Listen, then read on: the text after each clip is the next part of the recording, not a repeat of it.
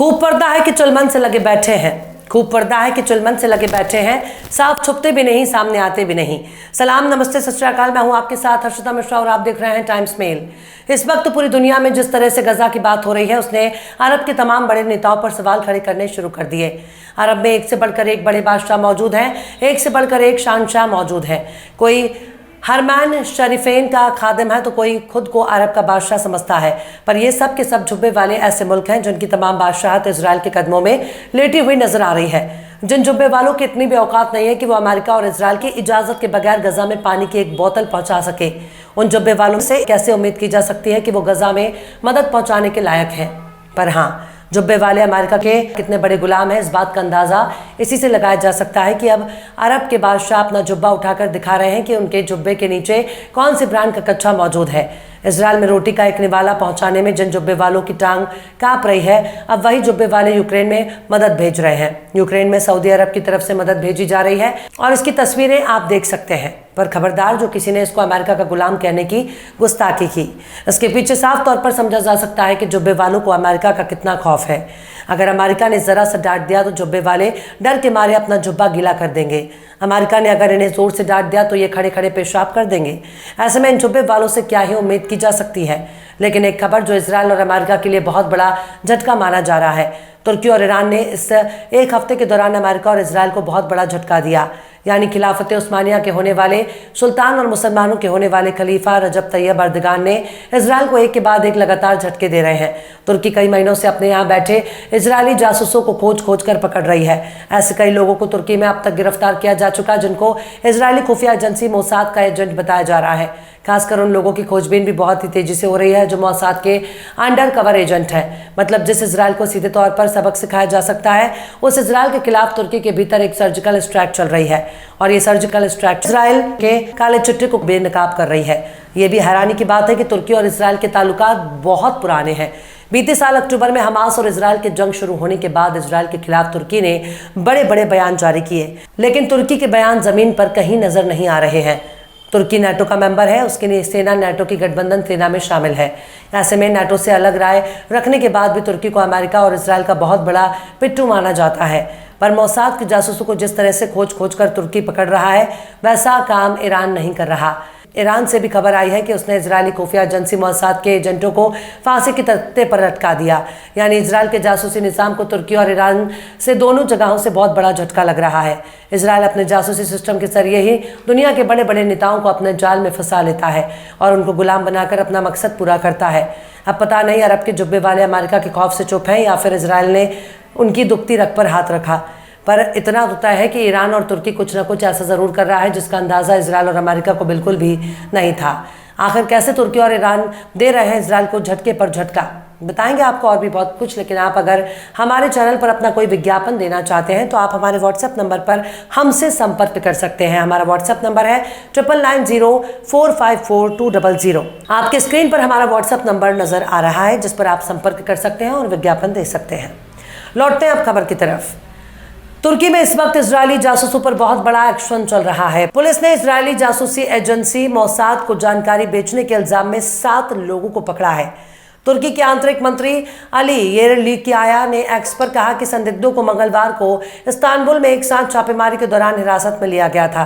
तुर्की में इस तरह की गिरफ्तारियों की लहर में ये बिल्कुल ताज़ा हिरासत है। येरलिकाया ने कहा कि ये लोग इजरायली खुफिया एजेंसी को तुर्की का डेटा बेचते हैं।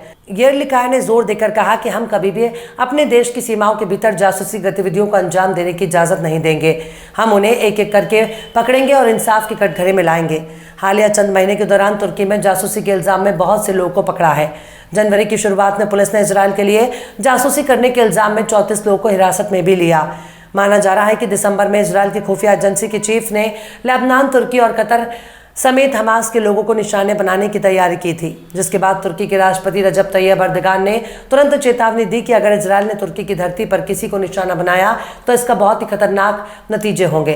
पर बात सिर्फ तुर्की तक ही सीमित नहीं है, ईरान भी इजरायली जासूसों को खोज खोज कर पकड़ रहा है और उन्हें सजा दे रहा है। ईरान ने आतंकवादी साजिश रचने के इल्जाम में एक इजरायली जासूस को फांसी देने का दावा किया। ईरान की सरकारी मीडिया की रिपोर्ट के मुताबिक मोसाद एजेंट कथित तौर पर ईरान के रक्षा मंत्रालय पर बमबारी करने की प्लानिंग बना रहे थे। ये खबर बीते महीने उसी बम साजिश से जुड़े 4 लोगों को फांसी देने के बाद आई है।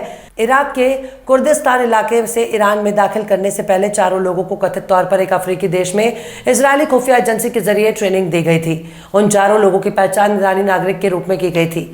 अगर ईरान और तुर्की की बात की जाए तो तुर्की और ईरान में बहुत नज़दीकी ताल्लुकात हैं और दोनों के बीच इजरायल को लेकर एक राय है। दोनों ही इजरायल को अपना दुश्मन मान रहे हैं, पर मोसाद के जासूसों पर एक्शन ने इजरायल के खुफिया नेटवर्क को ज़रूर नुकसान पहुंचाया। बहरहाल चलते चलते आखिर में दाग देहलवी ने भी क्या खूब फरमाया है, हमें है शौक की बेपर्दा तुमको देखेंगे, हमें है शौक की बेपर्दा तुमको देखेंगे, तुम्हें है शर्म तो आंखों पे हाथ धर लेना। फिलहाल इस वीडियो में बस इतना ही। ये वीडियो आपको कैसा लगा कमेंट बॉक्स में आप जरूर बताइएगा।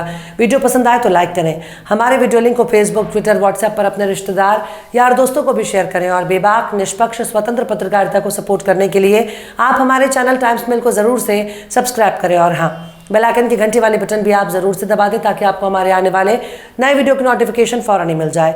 फिर मिलते हैं किसी और वीडियो में एक नई खबर के साथ। हर्षिता मिश्रा को दीजिए इजाजत। जय हिंद। दिसंबर की शुरुआत में भी अमेरिका ने ठीक इसी तरह से सीज फायर के प्रस्ताव को रोक दिया था, लेकिन जिस तरह का बयान चीन की तरफ से सामने आया उसे इजरायल के बहुत बड़ा झटका माना जा रहा है। चीन ने सऊदी अरब और मुस्लिम संगठनों की तरह निंदा करने की नौटंकी नहीं की है, बल्कि सीधे सीधे सब कुछ बोलकर रख दिया जो बड़े बड़े मुस्लिम देश बोलने से डर रहे हैं। गजा की जंग में चीन ने हमास को अपनी हिमायत दी है। चीन ने कहा कि उनकी जमीन पर अवैध कब्जा होगा तो फलस्तीन के लोगों का हथियार उठाना जायज माना जाएगा। इस वक्त पूरा देश एक सबसे बड़ी परेशानी से दो चार हो रहा है।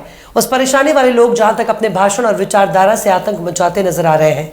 कोई महात्मा गांधी को मार देता है तो कोई गांधी के कातिलों की कदम बोशी करता है, कोई पूरे देश को एक ही रंग और एक ही विचारधारा में रंगने की बात करता है तो कोई चुन चुनकर एक खास मजहब को निशाना बनाता है।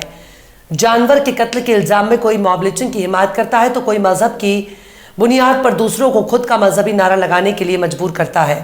कोई मजहब के नाम पर जंतर मंतर पर नफरत का धर्म संसद आयोजित करता है तो कोई हरिद्वार जैसी एक पवित्र भूमि पर देश की बहुसंख्यक आबादी को अल्पसंख्यकों के खिलाफ हथियार उठाने के लिए कहता है। दरअसल इस वक्त पूरे देश में सबसे ज्यादा नफरत फैलाने वाला शख्स अगर कोई है तो खबरदार जो आपने यति नरसिम्हानंद का नाम लिया, खबरदार जो नफरत फैलाने वाले प्रज्ञा सिंह ठाकुर का नाम लिया, खबरदार जो आपने सुरेश चौहान का नाम लिया, खबरदार जो आपने साध्वी प्राची का नाम लिया, खबरदार जो आपने काजल हिंदुस्तानी का नाम लिया, खबरदार जो आपने पूजा शकुन पांडे का नाम लिया, क्योंकि सत्ता और सिस्टम की नजर में इनको शांति दूत कहा जाता है। सत्ता और सिस्टम की मदद से इनको खूब मदद मिल रही है। ऐसे में बस एक शख्स है जो पूरे देश में नफरत फैला रहा है और उस शख्स का नाम है मुफ्ती सलमान अजहरी। अगर अभी तक आपने हमारे चैनल टाइम्स मेल को सब्सक्राइब नहीं किया है तो जल्दी से सब्सक्राइब कर दें और बेल आइकन भी प्रेस कर दें।